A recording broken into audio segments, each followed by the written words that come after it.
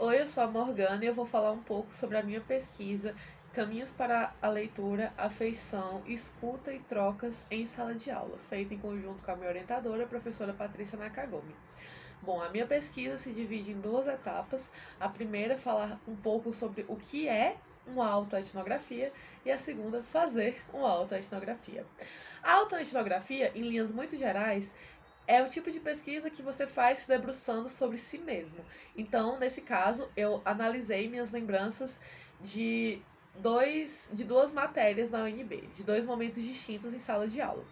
O primeiro foi a aula de Teoria e Prática de Análise de Texto com a professora Luciana Barreto, e o segundo foi a aula de Crítica Literária com o professor Henrique Chevierski.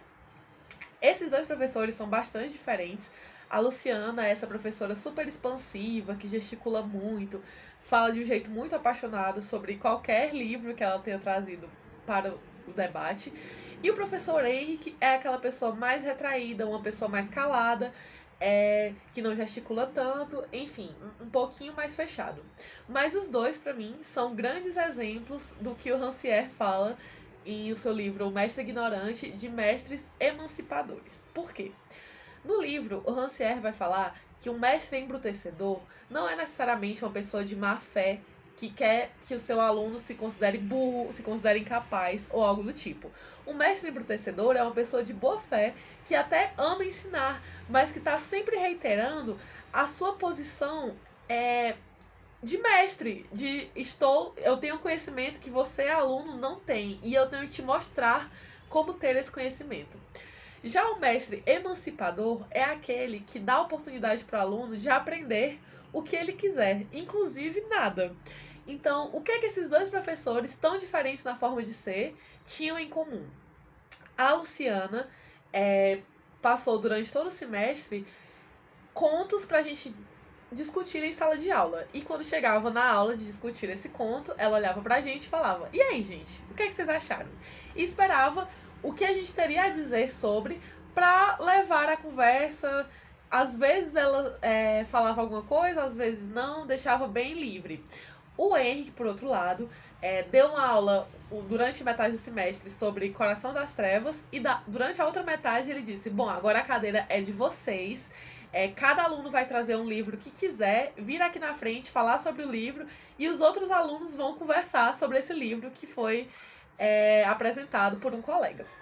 Então, os dois, nesse movimento, fizeram a mesma coisa, que foi abrir o espaço para que os alunos trocassem entre si as impressões dos livros, para que os alunos se escutassem, para que os alunos ganhassem confiança em falar de literatura. Porque às vezes acontece de, por exemplo, algum professor muito incrível, muito ótimo, dar uma aula tão boa sobre, sei lá, Grande Sertão Veredas, que você não consegue entrar nesse livro de uma maneira sua. Você necessariamente vai seguir os passos desse professor. O Henrique e a Luciana, não. O Henrique, inclusive, na aula de Coração das Trevas, fazia uma coisa tão psicanalítica, ele ficava parado assim, olhando pra gente e dizendo: "Bom, vou esperar vocês falarem alguma coisa." E caladinho ficava, até que alguém, muito constrangido e agoniado por todo aquele silêncio, começasse um debate que, ao longo do semestre, se tornou muito mais natural, porque agora estava todo mundo acostumado a falar. Essas duas aulas foram muito marcantes para mim, no sentido de pensar o ensino de literatura e o incentivo à leitura em sala de aula. Por quê? Porque como os alunos sabiam que era bom conversar sobre livros, que era bom participar, que eles iam ter que falar, geralmente todo mundo tinha lido o texto e estava todo mundo lá empolgado para conversar sobre isso, em vez de ser apenas: "Tô lendo esse texto porque eu tenho a obrigação de ler."